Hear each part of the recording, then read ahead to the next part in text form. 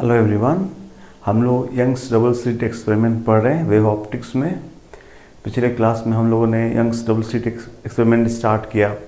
वहाँ पे जो एपरेटस का सेटअप था यंग्स का वो देखा, कैसे वो एक मोनोक्रोमेटिक सोर्स से एक स्लिट सोर्स बनाया, स्लिट से दो डबल स्लिट बनाए, और उससे हम लोग इंटरफेरेंस का हम लोग कंडीशन भी निकाले कि कैसे मैक्सिमा के लिए क्या कंडीशन होगा और मिनिमा के लिए क्या कंडीशन होगा। बीच में एक बात आई फ्रिंजेस की, नहीं तो फ्रिंजेस के बारे में बोला गया कि they are the locus of points जहाँ पे दो वेव्स मिल रही हैं, सब जगह फेज का डिफरेंस क्या है, सेम है। Locus of points having same phase difference, है ना। तो उसके बारे में बात होगी कितने तरीके के फ्रिंजेस होती हैं। तो दो हम लोगों ने बात किया कि अगर पॉइंट सोर्स है तो दो तरीके की बात हो कि पॉइंट सोर्स है और उस लाइन ज्वाइन के पैरेलल स्क्रीन है तो उस पर hyperbolic fringes with central bright straight fringe, ये बात हुआ। और लाइन ज्वाइन के अगर लाइन ज्वाइनिंग के परपेंडिकुलर प्लेन है, ऊपर चाहे नीचे परपेंडिकुलर प्लेन है, तो उसमें कैसी लाइंस बनेंगी, कैसे फ्रिंजेस बनेंगी, सर्कुलर। तो सर्कुलर फ्रिंजेस पे हमने आपको क्वेश्चन भी कराया था कि एक सर्कल जो मैक्सिमा था उसका रेडियस निकाला था। सर्कुलर पे एक और आपको हम एक IIT-JEE में आया हुआ सब्जेक्टिव क्वेश्चन करा रहे हैं, फिर आगे बढ़ेंगे हम लोग। ये IIT में आया हुआ क्वेश्चन है, उसमें कि एक ये स्क्रीन है, दिस इज ए स्क्रीन, और यहाँ पर एक मिरर है, एक मिरर है, और यहाँ पर पॉइंट सोर्स है। This is a point source S at height H from the mirror. ठीक, ये स्क्रीन है, और अब यहाँ से मोनोक्रोमेटिक लाइट निकल रही है, तो एक लाइट सीधे चली जाएगी स्क्रीन पर और दूसरी लाइट यहाँ से टकरा के लौट के जाएगी, नहीं तो दो तरीके की वहाँ पे जाएगी, दो तरीके के एक जगह सीधे मिलेगी, यहाँ से लौट के जाके मिलेगी, तो इंटरफेरेंस होगा। तो कहा कि बताइए कि यहाँ पर जहाँ पर मैक्सिमा मिनिमा के बारे में पूछा है, क्या क्या गिवन है। गिवन है कि लिखा कि 36% light is reflected from mirror। Mirror से 36% लाइट यहाँ से लौटेगा, ठीक है। बाकी लाइट वहाँ पे एब्जॉर्ब हो जा रहा होगा, 36% लाइट लौट गया, बाकी यहाँ से टकराएगा, उसमें से 36% ही लौट पाता है। एक तो ये पता लगे 34 नहीं 64% लाइट यहाँ से रिफ्लेक्ट होकर जाता है। तो इतनी बात यह हुआ, बाकी कुछ क्वेश्चन आगे देगा। तो इसका जो ए पार्ट है, पहला पार्ट लिखा गया है कि find I maximum upon I minimum on screen. पहला तो ये एक पार्ट कीजिए, इस पार्ट कीजिए, तब हम अगला पार्ट आपको लिखेंगे। आप सब लोग इसको कीजिए, सॉल्व कीजिए, इसकी वैल्यू बताइए। ये आप जानते हैं, ये सब चीज़ें पढ़ाई गई हैं, आप अपने सॉल्व करके इस बात को लिखिए।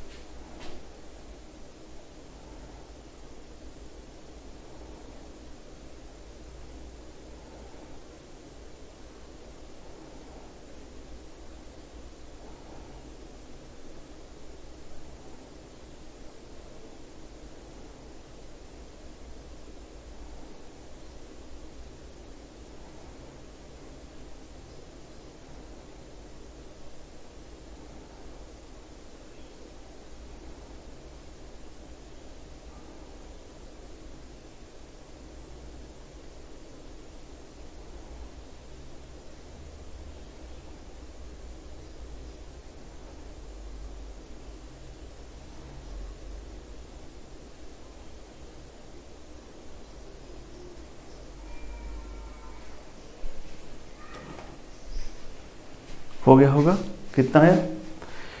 तो एक तो स्क्रीन, एक तो सीधे जाएगा, मान लीजिए आई नॉट का, इसका आप इंटेंसिटी मन में आई नॉट मान, रेशियो तो कट जाएगा, आई नॉट मान लीजिए, तो एक तो आई नॉट जाएगा, दूसरा यहाँ से लौट के जाएगा। एक तरीके से एक इंटेंसिटी आई नॉट की पहुँचेगी एंड दूसरी पहुँचेगी 0.64 आई नॉट की, है ना।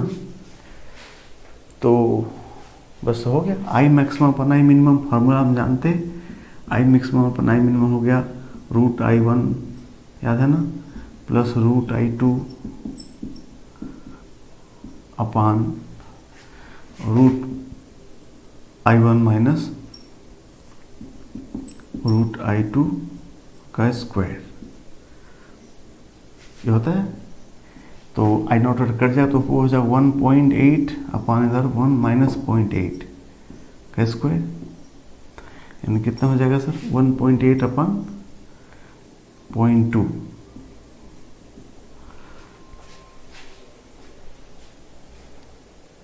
ठीक है, इतना हो जाएगा, यानी कितना हो गया? तो 81 9 हो जाएगा, 9:81 रेशियो 1 हो जाएगा।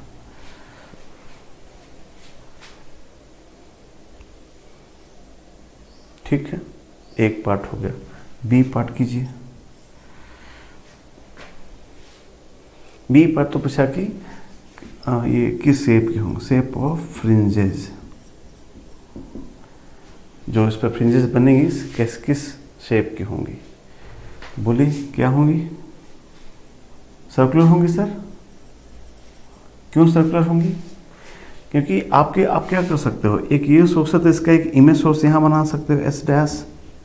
अब ये लाइन ज्वाइनिंग के परपेंडिकुलर ये स्क्रीन हो गया, इसलिए यहाँ पर इसको सेंटर मानते हुए क्या बनेंगे? सर्कुलर फ्रिंजेस बनेंगी, इसलिए आंसर हो गया सर्कुलर। थर्ड, 3 पार्ट था, थर्ड पार्ट है, इस पॉइंट को P कहा गया, सी, चलिए सी कहा गया, लिखा जाए कि सी पढ़ कर late C corresponds to a maxima।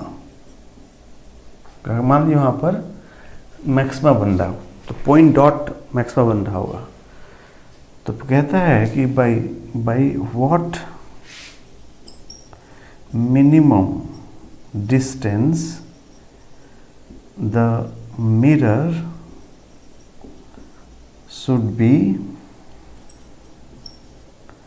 shifted so that we again obtain a maximum।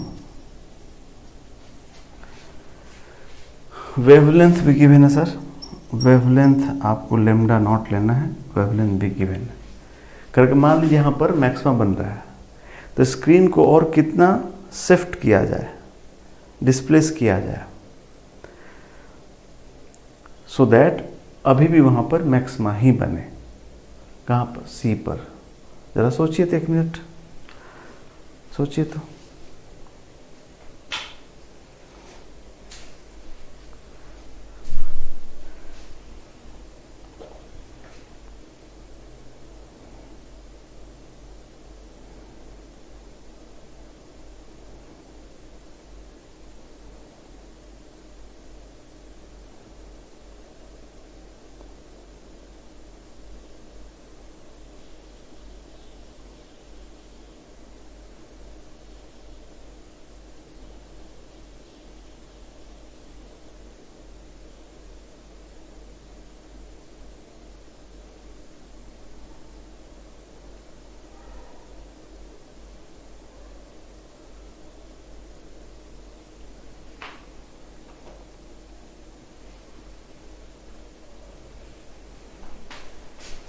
कर लिए होंगे, नहीं तो पॉज कीजिए यहाँ पर, अगर जो नहीं कर पाए हैं पॉज करिए, तब मेरा सोल्यूशन देखिए।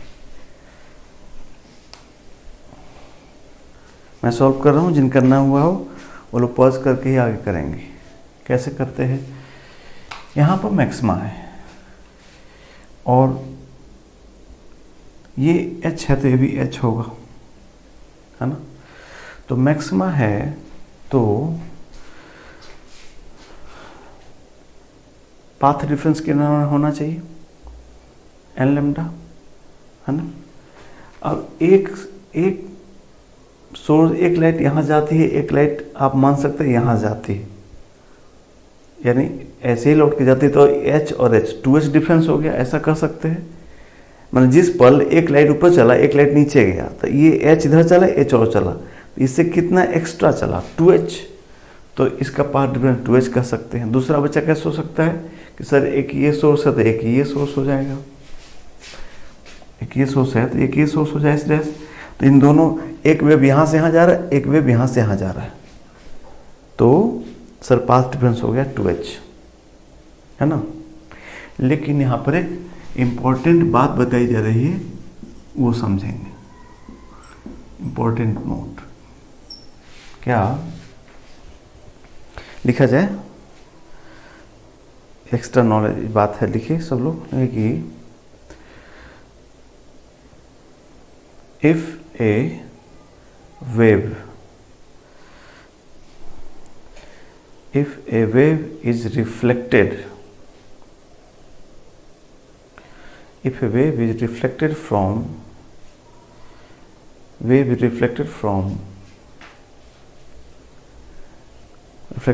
a fixed end या ब्रैकेट में बाउंड्री, fixed end या boundary, if a wave is reflected from a fixed end or boundary, then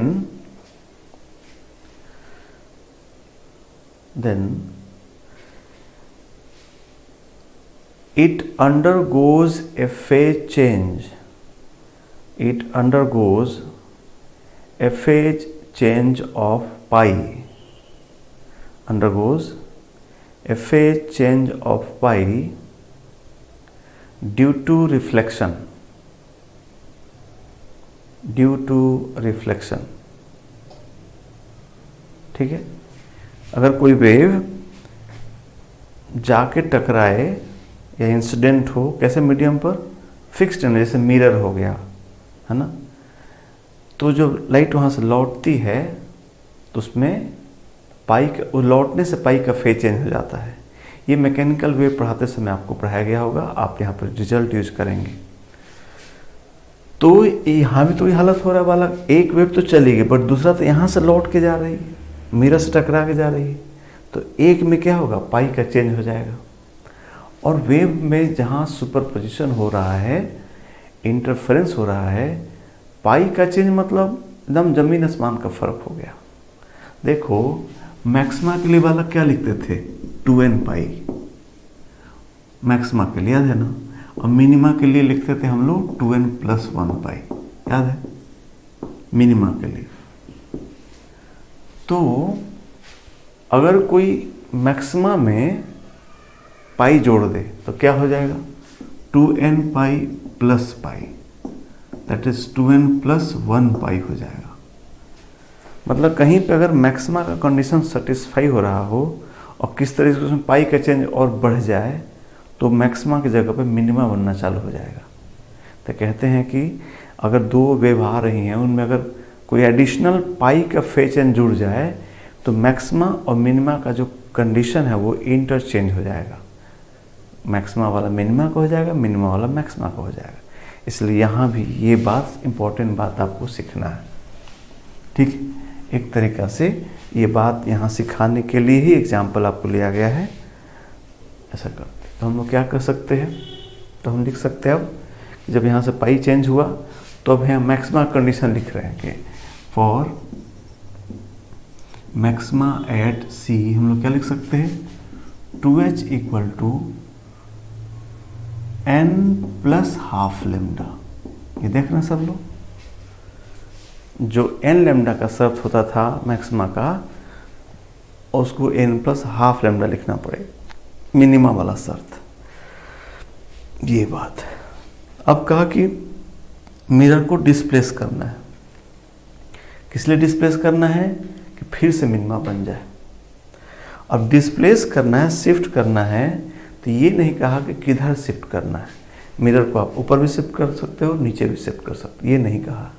ये नहीं कहा मतलब either way will get the answer, हमको चिंता नहीं करनी चाहिए। इफ़ इट ऊपर करने से अलग आंसर आता, नीचे से अलग आंसर आता, they must have mentioned. If they have not mention, it is sure that in either way we can shift, but ध्यान से करना होगा। जैसे कोई बच्चा नीचे शिफ्ट किया इसको, तो नीचे शिफ्ट कर रहा है, मान लीजिए उसने x नीचे शिफ्ट किया, तो उसके सोर्स की दूरी हो जाएगी h+x, यानी पाथ डिफरेंस बढ़ रहा है। तो पाथ डिफरेंस बढ़ रहा है, तो इधर भी बढ़ाना होगा, तो यहाँ n की जगह n+1 लिखेगा। कोई बच्चा मिरर को ऊपर कर दिया, तो h-x कर घटा रहा है, तो n-1 लिखेगा, बिकॉज nth बना हुआ है। तो आप n से ऊपर भी जा सकते हैं, n से नीचे भी जा सकते हैं। इस मैक्सिमा ऊपर वाले मैक्सिमा ले सकते हैं, चाहे नीचे वाले ले सकते हैं। इसलिए बात का ध्यान रखें। जैसे हम लोगों ने मैंने नीचे शिफ्ट किया, तो हमारा जो पाथ डिफरेंस हो जाएगा h+x हो जाएगा, 2h+x। कैसे? h+x ये, h+x ये हो जाएगा 2h+x, and this will be equal to कितना? n+1 + ½ lambda.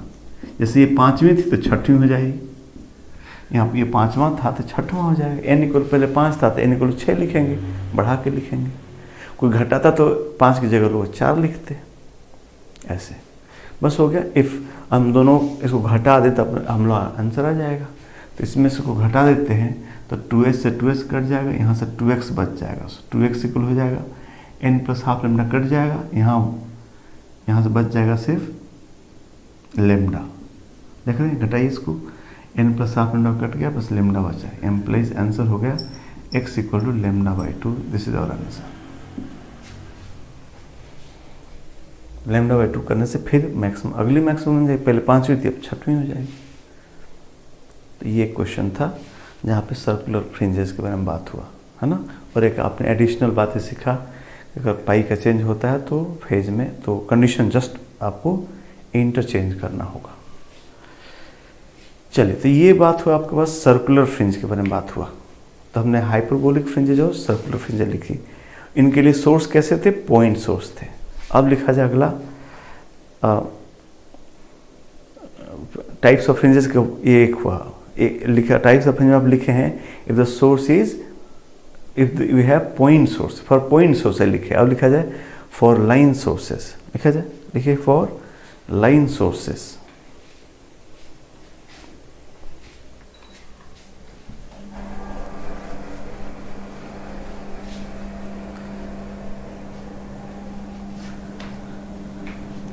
लिखिए फॉर लाइन सोर्सेस, लिखिए तो जरा। If we take two parallel, if we take two parallel line sources,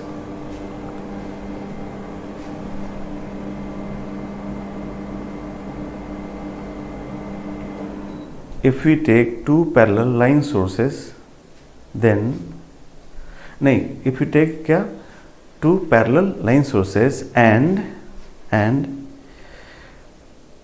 screen is also placed, the screen is also placed parallel to them, screen is also placed parallel to them, then we get straight fringes, then we get straight fringes, straight line मतलब straight fringes parallel to the sources, we get straight fringes parallel to the sources, bracket में for example in YDSE, for example in YDSE, for example in YDSE, वापस हम लोग YDSE पे आते हैं। YDSE मतलब हाँ, यंग्स डबल स्लिट एक्सपेरिमेंट। हम लोग ये डायग्राम बना चुके हैं। ये यहाँ से यहाँ ऐसा गया था, एक और यहाँ से बनाए थे हम लोग, फिर इसको यहाँ से मिला दिए थे।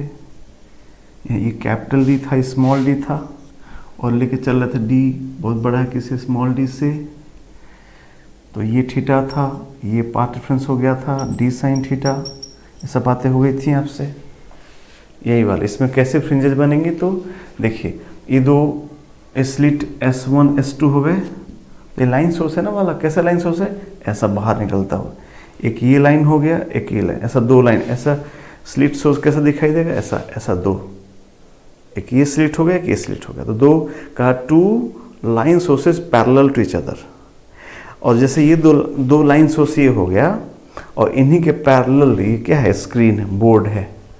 तो कहता है कि इस पे फ्रिंजेस कैसी बनेंगी, स्ट्रेट बनेंगी और इनके पैरेलल, मतलब जो जैसे ऐसे स्लिट्स हैं तो इसमें भी ऐसे ऐसे फ्रिंजेस बनेंगी। जैसे ये स्क्रीन है अपना, अगर तो इस स्क्रीन पर कैसे फ्रिंजेस बनेंगी, तो कहता है कि इन लाइंस के पैरेलल। मतलब अगर ये स्क्रीन हुआ ऐसा स्क्रीन हुआ, तो ऐसे ऐसे लाइंस बनेगा, ऐसे ऐसे लाइंस बनेंगी। ठीक है, उस फ्रिंज पैटर्न को अभी हम आपके लिए बनाएंगे।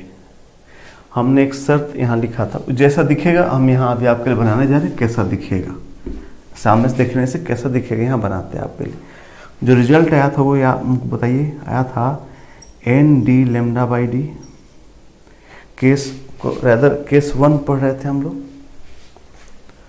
केस 1 क्या पढ़े थे, केस 1 पिछले क्लास की बात है, इसमें कुछ नया नहीं लिख रहे हैं, आप बस देख रहे हैं। बस केस 1 में था कि थीटा स्मॉल, जहाँ पे हम साइन थीटा को tan थीटा लिख सकते थे। और मैंने कहा था कि अक्सर होता है जब लेमडा बहुत छोटा होता है, किससे, डी से। तो क्या क्या शर्त था, मैक्सिमा का जो पोजीशन था आता था y equal to n d lambda by d, और मिनिमा का पोजीशन आया था y equal to n plus half d lambda by d आया था सर।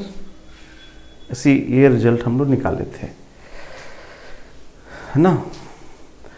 अब ये इसी को यहाँ पे हम प्लॉट करना चाहते हैं, जो चीज़ दिख रहा है वहाँ पे हम बनाना चाहते हैं, कैसा दिखेगा।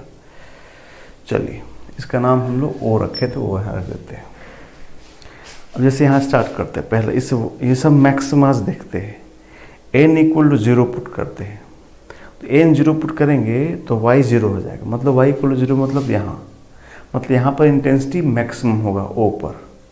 और कैसा होगा वो फ्रिंजेस कैसी होंगी, स्ट्रेट फ्रिंजेस होगी। मतलब ये जो सोर्स दिख रहे हैं आप, ऐसा दो लाइन सोर्स है, ये ऐसा दो बाहर की तरफ लाइन सोर्स है, तो इन्हीं के पैरेलल मतलब ऐसा लाइन बनेगी। ये जो स्क्रीन है मेरे सामने, ये वाला ऐसा स्क्रीन है यहाँ पर, ऐसा इसको मैं इधर से देख रहा हूँ, तो जो O पॉइंट है मुझे ऐसा दिखेगा। ये पॉइंट O हुआ और एक ब्राइट लाइन हुई, ब्राइट फ्रिंज हुई। अगर एक का इंटेंसिटी I0 है दोनों का, तो यहाँ इंटेंसिटी होगा 4I0। पढ़ाई हो चुका है, I0 जोड़ के मैक्सिमम आता है 4I0। तो ये 4I0 को एकदम ब्राइट फ्रिंज बनेगी। इसकी वैल्यू है n equal to 0। n equal to 0 पर ही मिला हमको। ठीक, अब n इक्वल टू 1 पुट करता हूँ, पहले मैक्सिमम बना रहा हूँ। तो 1 हो गया, तो d लेमडा बाई डी दूरी पर ऊपर, तो यहाँ से n इक्वल 1 पुट किया तो मुझे ये दूरी मिला, यहाँ से ये दूरी मिला मेरे को d लेमडा बाई डी दूरी पर, और हमको ब्राइट लाइन दिखेगा। ऐसे 2 लेंगे तो 2d लेमडा बाई एक और मिलेगा। ऐसे हमको मिलते और 3 पर ऐसा ऊपर की तरफ मिलते चले जाएगा मैक्सिमम। इस तरीके से n माइनस पुट करेंगे तो नीचे मिलेगा -d लेमडा बाई डी, ऐसा मिलते चले जाएगा। तो हमको नीचे भी लाइंस मिलेगी, ब्राइट लाइंस मिलेंगी। यही है फ्रिंजेस, यही फ्रिंज है। इसी को कहा गया कि ऐसे दो हॉरिजॉन्टल स्लिट्स है, ये दो मेरे उंगलियां जैसा स्लिट हो गया, तो इन स्लिट्स के पैरेलल फ्रिंजेस बनी है। ठीक है, ये मैक्सिमास हो गई। यहाँ पर n इक्वल टू 2 है, यहाँ 3 है, यहाँ -1 है, यहाँ -2 है, यहाँ -3 है। अब मिनिमास बनाया जाए इस पर, मिनिमास कहाँ कहाँ है। तो n इक्वल 0 पुट किया जाए तो बनेगा d lambda by 2d, d lambda by 2d, मतलब यहाँ इसके ठीक बीच में। तो मिनिमा को मैं डॉट डॉट लाइन से बना रहा हूँ, आप भी बनाएं। ये मिनिमा बनी, n यहाँ पर क्या पुट किया मैंने, n इक्वल टू 0, तो मिनिमा बनी। n इक्वल 1 पुट करूँगा तो आ जाएगा 1.5 d लैम्डा बाई d, तो 1.5 मतलब यहाँ पर बनेगी। इस तरीके से शायद आप समझ गए, हर एक दो मैक्सिमा के बीच में क्या बन रही है, एक एक मिनिमा भी बन रही है। ये 0 का था, ये n इक्वल टू 1 का है, ये n इक्वल टू 2 है, एंड ऊपर भी ऐसे होगा। नीचे आइए, n की जगह -1 लिखिए तो क्या हो जाएगा, -1 प्लस हाफ, यानी -12 d lambda by d। Minus मतलब y निगेटिव, मतलब यहाँ हो गया, यहाँ पर बना। ऐसे -1.5 आएगा, ऐसे -2.5 आएगा। ध्यान रखिएगा, ये n इक्वल टू -1 है, ये इक्वल टू -2 है, n इक्वल टू -3 है।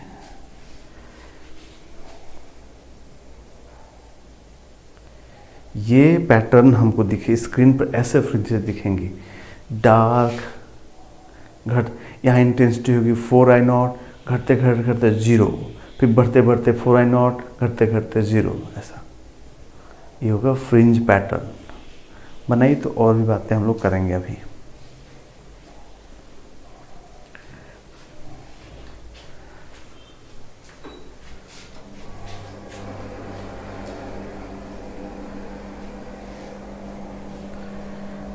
बना लिए। अब कुछ पॉइंट्स लिखिए, नीचे आ जाइए। ये इस पे अभी हम कुछ और बातें बताएंगे आपको। नीचे आप लिखना चालू कीजिए। लिखिए तो fringe width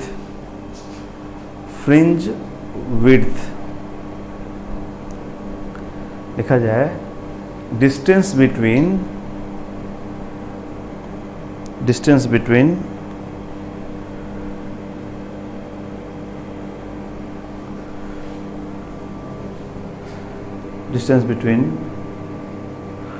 two consecutive maximas, distance between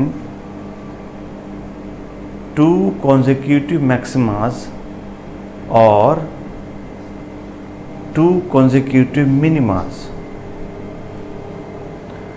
two consecutive maxima or two consecutive minima is known as fringe width,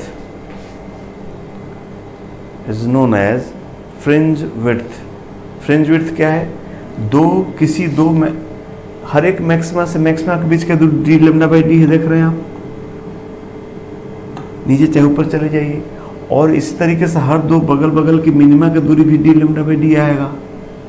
तो उसी D lambda by D distance को ही फ्रिंज विड्थ कहा जाएगा। सो दो बगल बगल की मैक्सिमा चाहे दो बगल बगल की मिनिमा के बीच की दूरी को हम लोग फ्रिंज विड्थ कहते हैं। ठीक है, एक तो ये बात आप नोट किए। दूसरा बात ये देखिए, इसमें इन मैक्सिमास का नाम, हमको जो क्वेश्चन है नाम से पूछेगा कि फला मैक्सिमा का पोजीशन बताओ, इंटेंसिटी बताओ, ऐसा। तो नाम रखने का ढंग क्या है, देखिए। ये पहले यहाँ स्टार्ट करते हैं, ये जो ओ पे बना है ऐसा लाइन जो बना होगा, ये वाला लाइन, इसका स्पेशल नाम, इसको बोलते हैं हम लोग central maxima, C Max.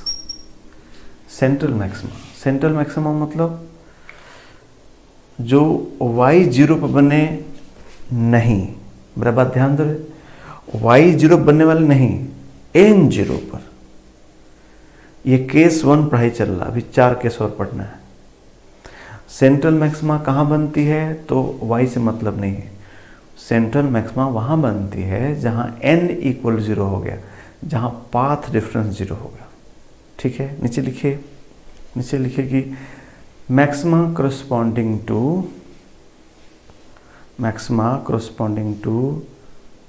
0 path difference या phase difference.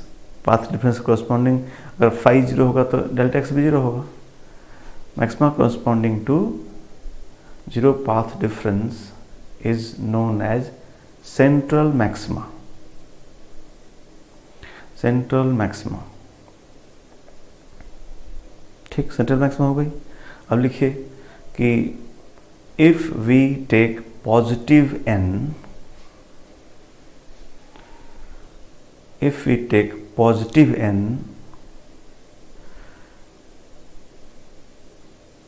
then we get upper maximas, then we get corresponding upper maximas. If we take positive n,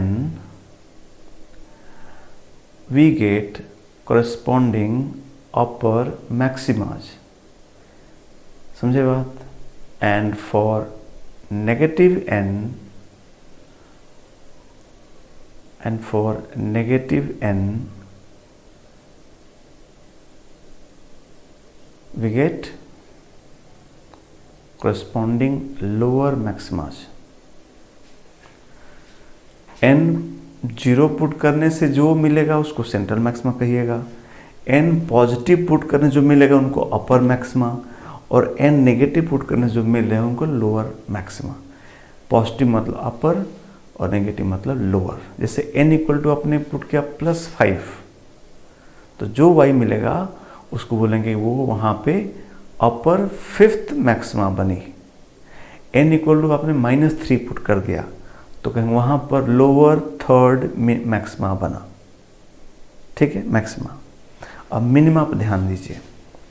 minima में एक चीज़ है, मैक्सिमा में क्या हुआ कि n 0 पर जो मिला उसको एक अपने स्पेशल नाम दे दिया सेंट्रल मैक्सिमा, वो गिनती में नहीं आया। बट यहाँ क्या समस्या हो रहा है, जब हम लोगों ने n 0 पुट किया तो हमको ऊपर वाली पहली मिनिमा मिल गई, जब n 1 पुट किया दूसरी मिनिमा मिल गई, 2 पुट किया तीसरी मिल गई। एक यहाँ बवाल है। नीचे सही था, नीचे -1 पुट करने से पहली लोअर मिली, -2 करने से सेकेंड लोअर, -3 करने से third lower.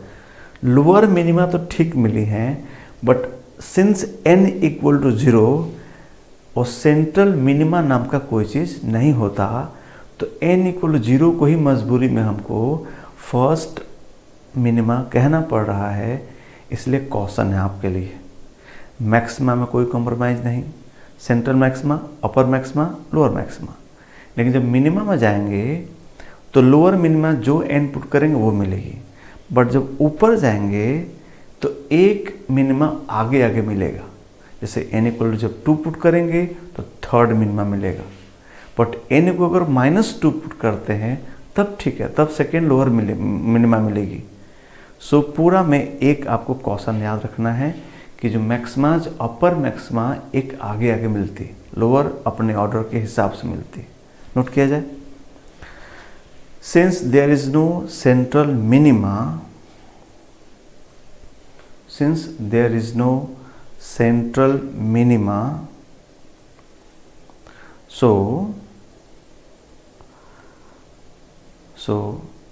upper minimas are obtained, so upper minimas are obtained one in advance, upper minimas are obtained one in advance, एक आगे आगे मिलती जाएगी।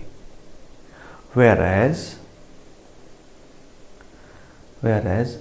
lower minimas are obtained, whereas lower minimas are obtained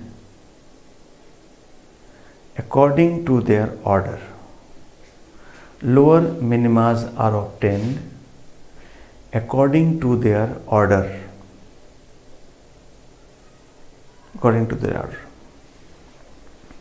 मैं यहाँ एक और बात बोलना चाहूँगा। आप कभी कोई और बुक पढ़ रहे होंगे, मान लीजिए अगर कभी आपने देखा तो हो सकता है हम जो लिख रहे हैं इससे थोड़ा अलग लिखा होगा। वहाँ पर हो सकता है मैक्सिमा के लिए कंडीशन, मिनिमा के लिए एक नया ही कंडीशन वहाँ लिख दिया गया होगा। हम लोगों ने याद किया है मैक्सिमा के लिए 2n पाई, मिनिमा के लिए 2n + 1 पाई, मैक्सिमा का n लैम्डा, मिनिमा के n + ½ लैम्डा। ये जो पढ़ाई है हमने इसलिए ऐसा कराया है कि आपको ये वेव ऑप्टिक्स में हो चाहे मैकेनिकल वेव में हो चाहे किसी वेव में, हमेशा यही फॉर्मूला से हम लोग काम कर सकते हैं। बस कुछ राइटर्स क्या करते हैं, यहाँ ये जो जिस समस्या के समाधान के लिए कि n = 0 को क्या करेंगे, वो फार्मूला बदलते हैं और फिर अलग ढंग से लिखते हैं। तो वो भी गलत नहीं है, मैं किसी को गलत नहीं बोल रहा हूँ, बट आप अपनी पढ़ाई पे ध्यान दें। फार्मूला क्यों बदलेंगे, एक लाइन याद रखिए बस। वेव ऑप्टिक्स में यंग्स डबल स्लिट में अपर मिनिमा एक एक आगे मिल जाती, इतना याद करना है। फिर आपको मैकेनिकल वेव हुआ चाहे EM वेव हुआ, कहीं पे फार्मूले में चेंज करने की आवश्यकता नहीं पड़ेगी। और फिर दूसरे उस रिजल्ट से, दूसरे थ्योरी से परेशान नहीं होंगे। वो let them solve any question, आप भी सॉल्व करो, दोनों का रिजल्ट एकदम परफेक्ट सेम आएगा। ठीक है, तो ये हम तरीका अपनाएंगे। जैसे आप मेरे लिए एग्जाम्पल कीजिए तो मैं समझूं कि आप ये बात समझे कि नहीं। एग्जाम्पल लिखिए कि इन ए YDSC, एग्जाम्पल लिखिए, in a YDSC capital D = 2 metre, capital D = 2 metre, small d = 2 millimetre, lambda light का जो है वो है 5000 एंगस्ट्रॉम यूज हुआ है। ये गिवन है आपको, 3 डाटा दिया इतना। Then find, if this then find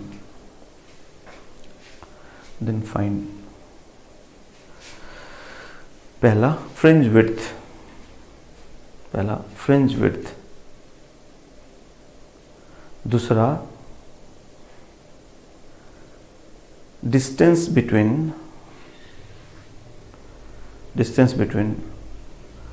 third upper and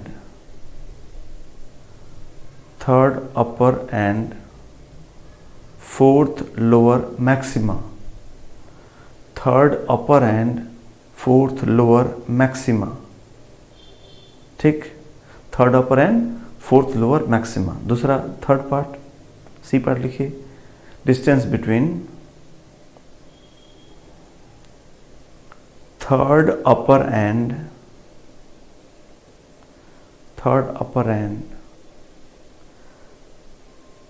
fifth lower minima, third upper and fifth lower minima।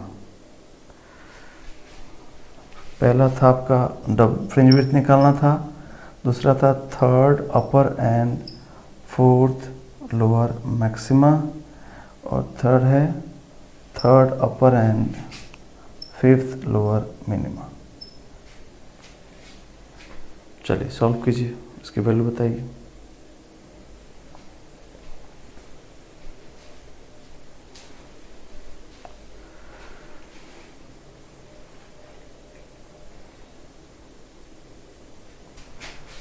Okay, तो सब लोग कर लिए होंगे, है ना।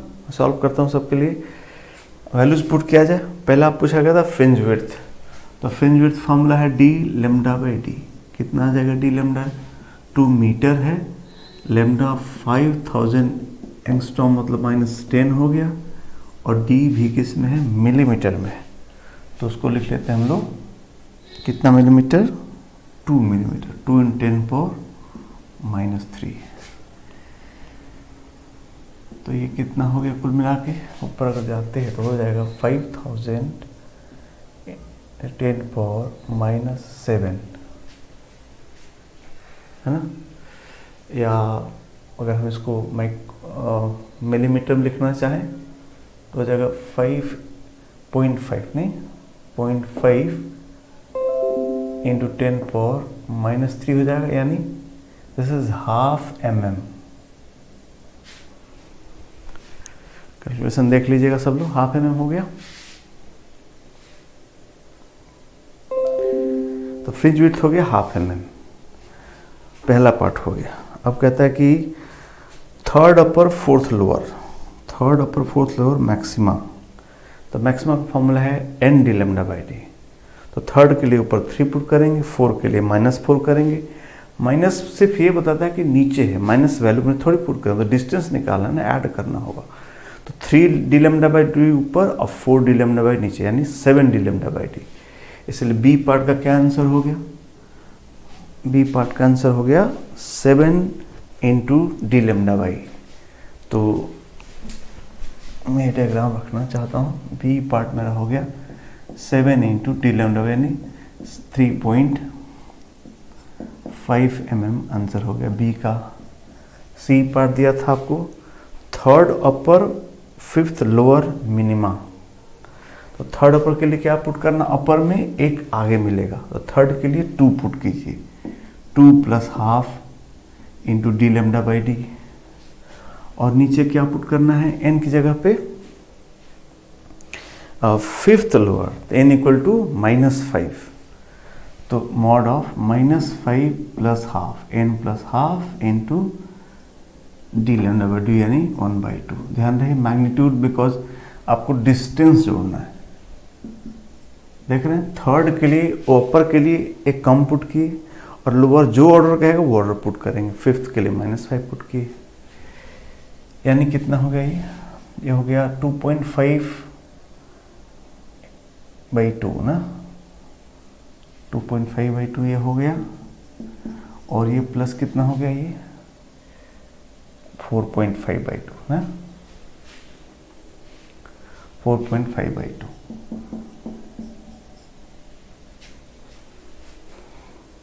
ठीक है सर, यानी कितना हो गया जो ऐड करेंगे तो ये हो गया 7/2, 3.5 mm, ये भी आंसर हो गया।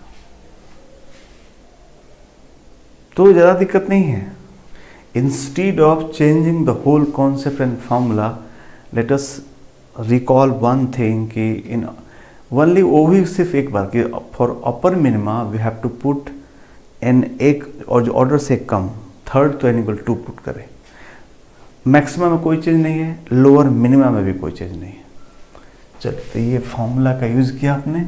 अब इस पर हमने अब और बहुत सारी बातें करनी है, इसलिए मैंने इस डायग्राम को मिटाया नहीं, मुझे और बातें आपसे करनी है।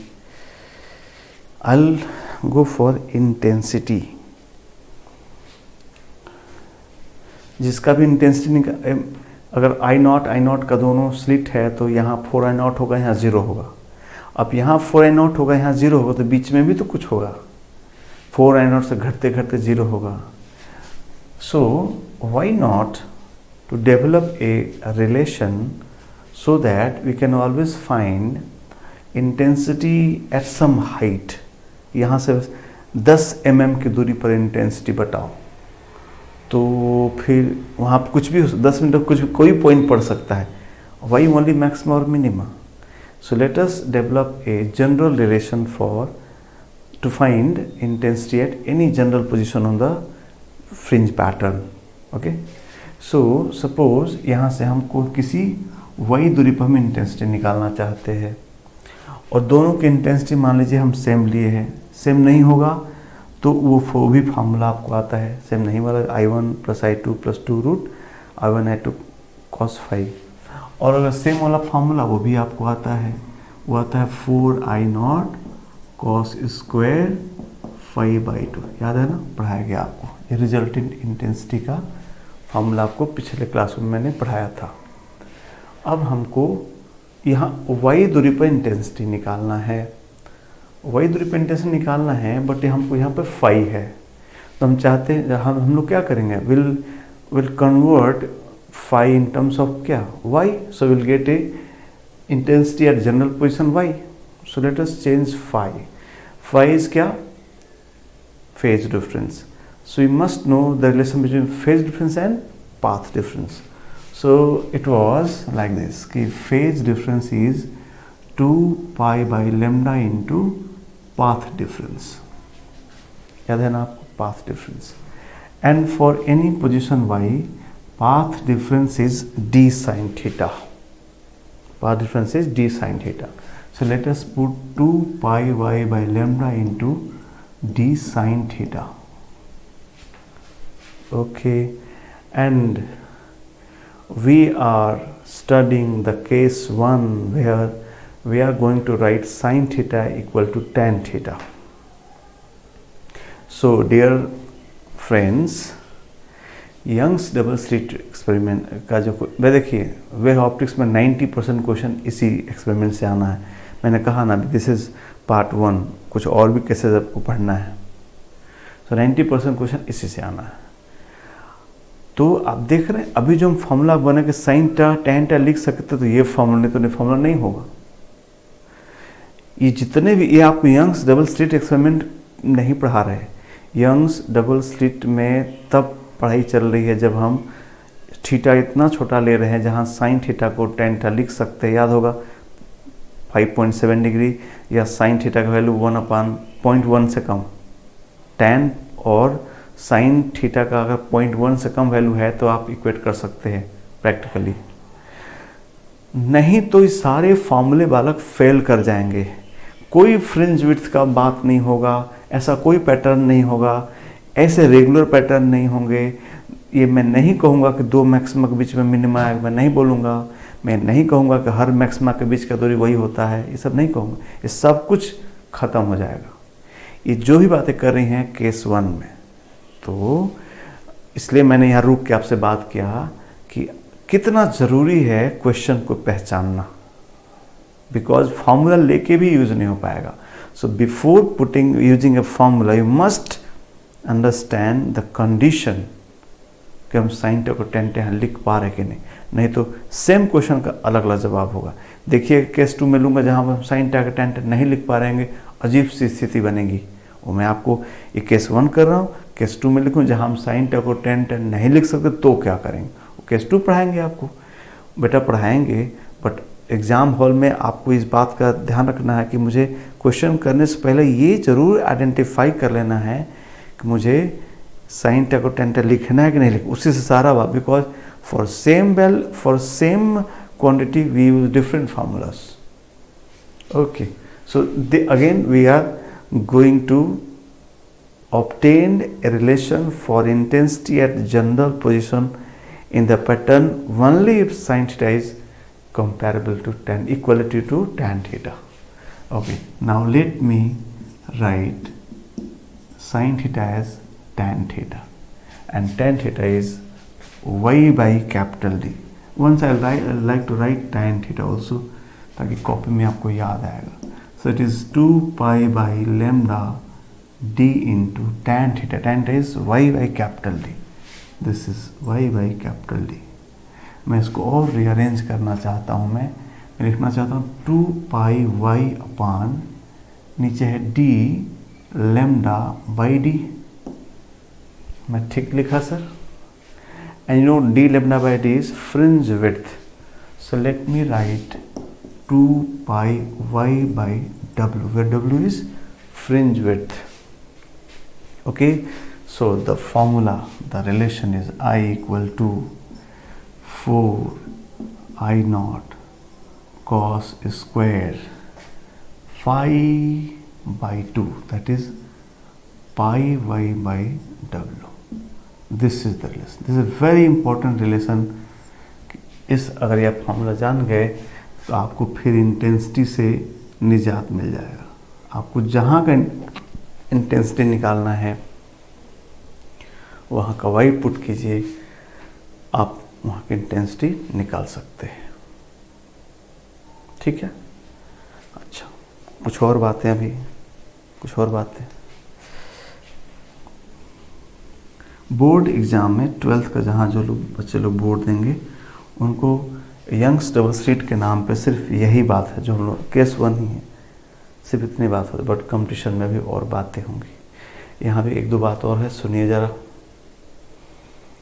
देखिए ध्यान से, ये जो इंटेंसिटी है यहाँ 4I0 है, घटते घटते यहाँ 0 हो रही है, बढ़ते बढ़ते 4I0 हो रही है, ऐसा हो रही है।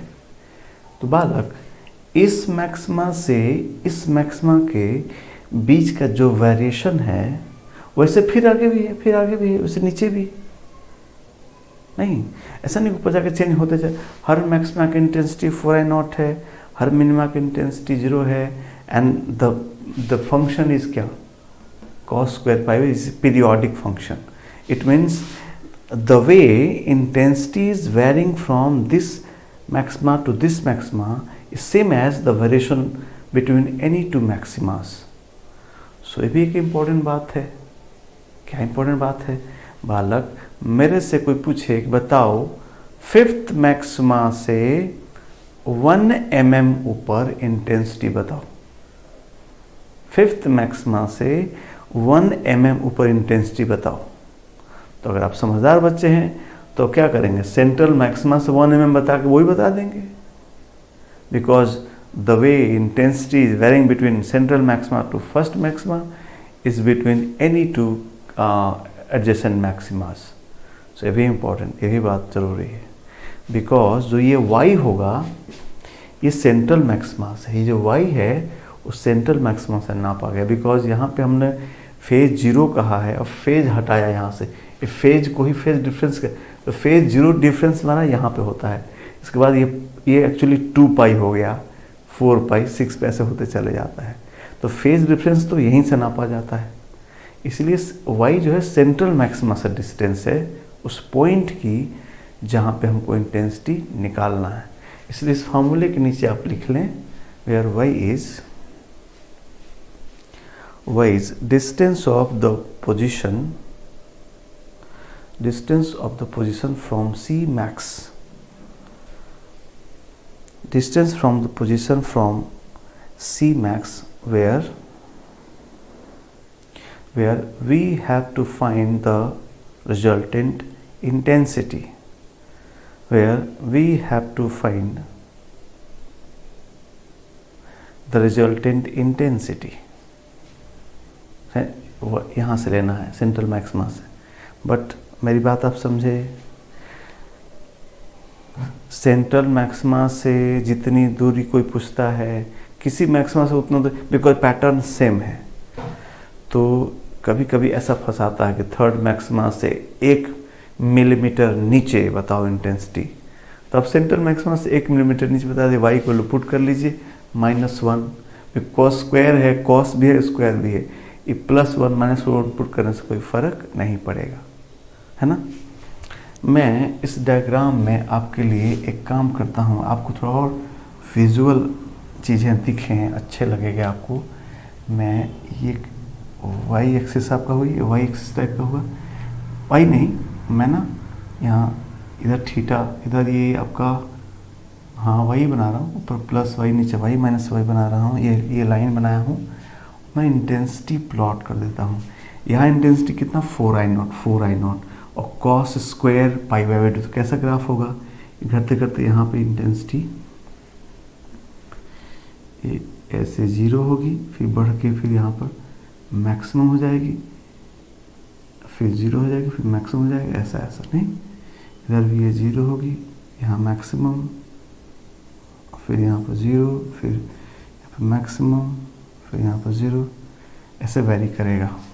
ये है कितना है? 4I0 है maximum. Cos square continuous function हो गया, तो फीलिंग आया कि हाँ इंडस्ट्री घटते घटते 0 होती, फिर बढ़ते बढ़ते आई 4I0, ऐसे सेम वेरिएशन पूरा में है। ठीक बात। अब 2 बातें और मैं आपसे बात करना चाहूँगा। देखिए, वैसे तो मैंने फॉर्मूला लिख दिया कि अब बेटा मस्त रहो, जो y पुट करोगे वहाँ का i निकाल दोगे, है ना। जहाँ पूछे y पुट करो वहाँ का i निकलेगा। ये मैंने हीरो बनने के लिए तो कह दिया, बट मेरे से ही नहीं निकलेगा। क्यों? ऐसा क्यों बोल रहा हूँ? अरे कितना एंगल जानता हूँ कॉस का भाई, मैं कुछ भी y पुट कर लूँगा था। साइन y 33 डिग्री है, यहाँ 33 डिग्री आ गया, अब मैं कैसे निकलेगा मेरे से? 13 डिग्री आ गया। तो नहीं, हर एंगल नहीं पता ना मेरे को, ये थोड़ी कि y पुट करूँ। ये आपका एक ट्रिग्नोमेट्रिकल फंक्शन है, ट्रिग्नोमेट्रिकल में ऑल थीटा तो पता नहीं होता है। सो अगर उसको कुछ पूछना तो ये तो थीटा देगा कि take cos 33 degree equal to this, फिर तो वो क्वेश्चन और मर गया, बिकॉज बच्चा जानता है कि सोल्यूशन में कहीं ना कहीं cos 33 आना ही चाहिए, नहीं तो चेक कर लेगा मेरा दिया 33 आ रहा है क्यों नहीं रहा है। सो ऐसा ना करके मैंने अब तक मेरा एक्सपीरियंस यही कहता है कि कुछ 2-3 वैल्यूज हर साल वही आती है, बिकॉज हम जानते हैं यहाँ पे क्या होना चाहिए, 30 डिग्री, 45 डिग्री, 60 डिग्री, 37 डिग्री, जो नोन है वही आएगा, है कि नहीं। तो वो चीज़ें बच्चे याद रखते हैं कहाँ कहाँ होगा। तो ठीक है, बहुत ज़्यादा तो नहीं, बट थोड़ा बहुत तो याद कर लेते हैं हम लोग।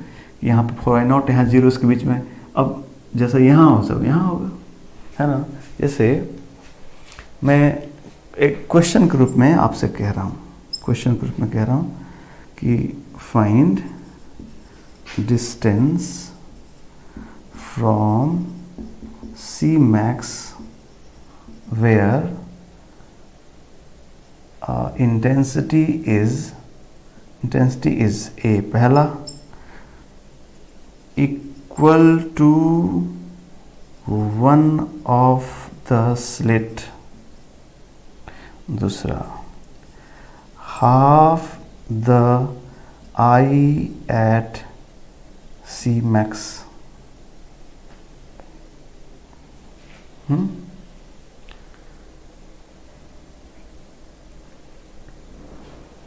और तीसरा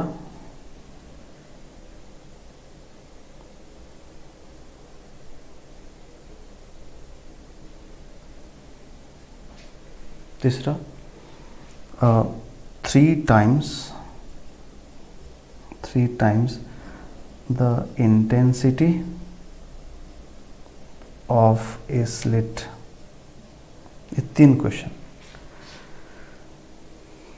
बताइए तो इसका आंसर कितना होगा। मैंने ये आई की वैल्यू दे दिया है, आप वाई की वैल्यू बता दिए मेरे को। सेंटर मैक्सिमा से नियरेस्ट का दूरी बताइएगा। मैं कर लेता हूँ टाइम, इसमें कुछ है नहीं, अब समय बर्बाद ना किया जाए। बताया जाए equal to intensity of 1 slit, मतलब बताना है यहाँ से कितना दूर पे इंटेंसिटी एक स्लिट के बराबर हो जाएगा, यानी कितना हो जाएगा, I0 हो जाएगा। एक स्लिट का I0 लिए हैं तो बालक क्या लिखे, I0 equal to 4I0 cos square π/w, यानी कितना हो गया सब, cos से हटाओ तो आ जाएगा π/w, cos π/w इक्वल कितना 1/2, नहीं रूट लोगे ना 1/2, तो 60 डिग्री हो गया बालक, यानी π/w इज कितना 60 डिग्री, मतलब बालक π/3। तो यहाँ से आ गया हमारा, कितना आ गया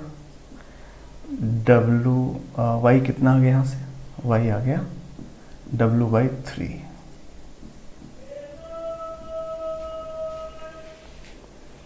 w/3। अच्छा, दूसरा है कि half the intensity C maximum. C maximum का आधा कब होगा, आधा C मैक्सिमम को होता है 4I0, तो 4I0 का आधा कितना हो जाएगा 2I0, तो 2I0 इक्वल क्या हो जाएगा, 2I0 equal to 4I0 cos square π/w। अब थोड़ा शॉर्टकट करते हैं, इधर हाफ आधा, अच्छा चलो एक बार लिख लेते हैं, cos स्क्वायर π/w, और cos स्क्वायर तो 1/√2 आ जाएगा, यानी ये 45 डिग्री होना चाहिए। तो π/w इज π/4 इम्प्लाइज क्या, y equal to w/4। w/4 पे इंटेंसिटी आधी हो जाएगी। लास्ट एक और है कि 3 गुना intensity of the slit 3I0, तो 3I0 का बोलो हो जाएगा वाला कितना, 3I0 equal to 4I0 cos square π/w। तो फिर इधर लोगे तो आ जाएगा pi cos π/w is equal to √3/2, 30 degree.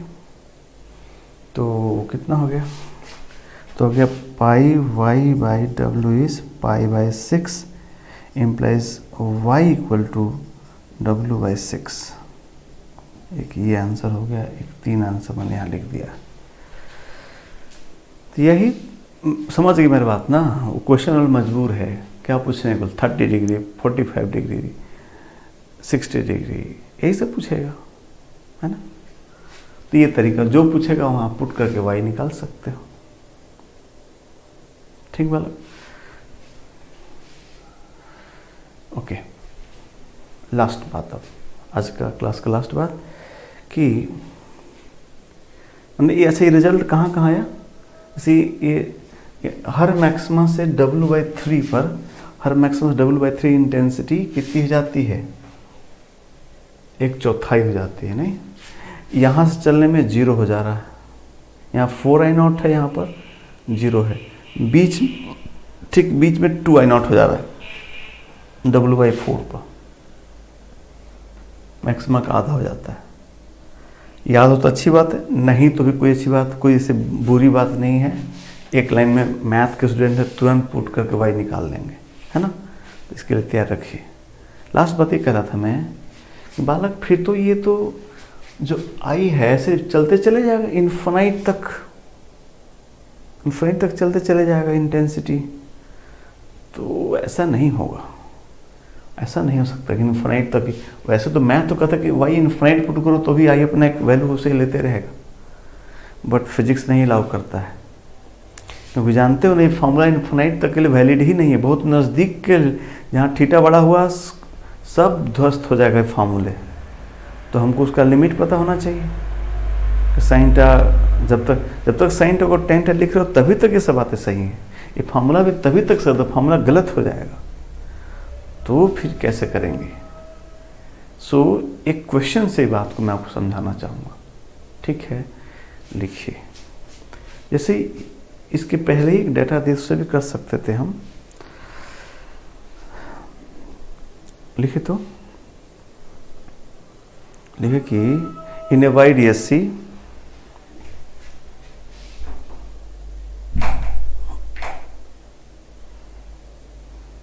in a YDSC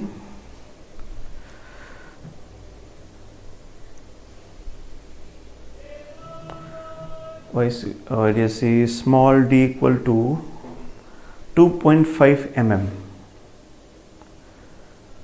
small d equal to 2.5 mm and capital D is 1 meter, capital D is 1 meter दे दिया, 2.5 mm 1 metre and lambda लीजिए sir आप 5000 एंगस्ट्रॉम। डी लिया आपने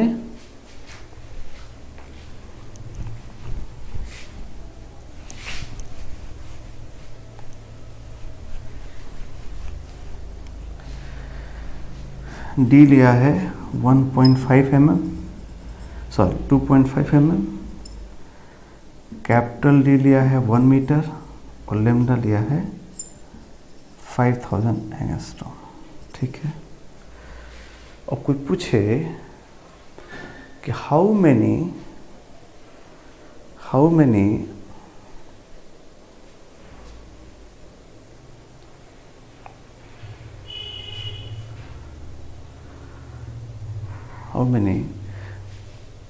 bright fringes, how many bright fringes can be obtained on the screen?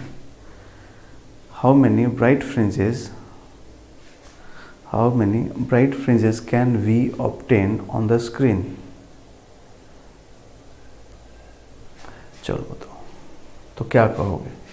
Bright fringes का formula है n d lambda by d का कितना Y की वैल्यू मिलेगा? तो इन्फिनाइट मत कहना, इन्फिनाइट नहीं कह सकते बालक। इन्फिनाइट कहते ही हमारा इन्फिनाइट चले जाओगे एंगल बहुत बड़ा हो जाएगा। ये फार्मूला इन्फिनाइट तक, एन इन्फिनाइट के लिए नहीं है। जब ही एन ज़्यादा होगा साइन टा टेन टा वैल्यू नहीं होगा तो गलत हो जाएंगे। ये नहीं कर सकते ऐसा, इसलिए मैंने ये क्वेश्चन आपके लिए मैं आपके लिए सोल्यूशन लिख देता हूँ। इन्फिनाइट नहीं लिखना है, हम लिखेंगे कि पार्ट डिफरेंस है d sine theta equal to maximum के लिए एन लेमडा होना चाहिए। तो साइन थीटा अपना हो गया, साइन थीटा हो गया n lambda by d, n lambda हो गया 5000 एंगस्ट्रॉम अपन डी हो गया 2.5 mm, ये नीचे mm ऊपर एंगस्ट्रॉम, ठीक है। तो 10 पावर -10 नीचे है 10 पावर -3। सो अगेन से लिख लेता हूं मैं, साइन थीटा इक्वल हो गया मुझे n, जरा इसको सही कर लेता हूं, ये हो जाएगा कितना 2000 इंटू 10 पावर -7, सही है? सही किया मैंने? 2010 पावर -7। सो कहता है बताओ कितना हो सकता है फ्रिंजेस। तो यहाँ से कहोगे कि भाई मैक्सिमम जो साइन थीटा वो 1 हो सकता है, तो एन की मैक्सिमम वैल्यू यहाँ से निकाल सकते हैं हम, एन की मैक्सिमम वैल्यू। तो वो कितनी है भाई बालक? So N is equal to sine theta upon 2010 power -7। So N max equal to sine theta का मैक्स 1 होगा, उसे देख तो साइन थीटा होगा नहीं, ये हो गया इंटू 2, ऊपर चलेगा कितना, 3 घटा देते 10 पावर +4, यहाँ 3 में -4 बचेगा, +4 हो गया। यानी वैल्यू कितनी आ गई बालक? कितना होगा? इतना इंटू 30/2 यानी 5000। 5000 एन की वैल्यू 5000 ऊपर हो सकती है। तो 5000 ऊपर होगी और 5000 नीचे भी होगी, लोअर भी तो होंगी। तो 5000 ऊपर हो सकता है, 5000 लोअर हो सकता है, और एक ये भी n = 0 भी होगा। 1 2 3 5000 -2 5 -5000, और एक की जगह n सेंट्रल मैक्सिमा भी होगा। इसलिए आंसर कितना हुआ? आंसर हुआ 10,000, इसका डबल 5,000 ऊपर 5,000 नीचे और ₹1 सगुन, तो वो कितना हो जाएगा? 10,001। This is our answer. इससे अधिक फ्रिंजेस नहीं बनेंगे, इन्फिनाइट नहीं कहना है। देख रहे हो, कोई इन्फिनाइट कह देगा इन्फिनाइट, सो यहाँ put the infinite, so sine theta is infinite, जब साइन थीटा 1 से अधिक होता ही नहीं। तो ये ध्यान रखना है ऐसा। और वो भी ये तो मैक्सिमम पॉसिबल हुआ 10,001, वो भी ये हालत नहीं रह जाएगी, ये हालत फार्मूला नहीं लग जाएगा, आगे जाके गैप बराबर नहीं रह जाएंगे। गैप बराबर तब होंगे जब हम क्लोज की बात करेंगे, सब थीटा स्मॉल होगा। अब तो थीटा 1 की तरफ जाने लगे हैं, साइन थीटा 1 90 डिग्री, और साइन 91 और tan 90 इन्फिनिट, कितना बड़ा गैप हो गया। सो लिमिटेशन समझना है। साइन थीटा को tan थीटा लिखेंगे तभी ये बातें सही हैं, तभी ये फार्मूला सही है, तभी y के फार्मूले सब n d lambda by D, y nth maxima nth minima का पोजीशन भी तभी सही है। अगर साइन थीटा tan थीटा बराबर नहीं होगा, अगले क्लास में पढ़ेंगे कि वो कैसे करेंगे, नेक्स्ट क्लास से पढ़ेंगे। ठीक है, ये पूरा कंप्लीट हम लोग का केस 1 हो गया। ठीक है, अगले क्लास में केस 2 और आगे पढ़ेंगे। आज के लिए इतना ही, थैंक यू।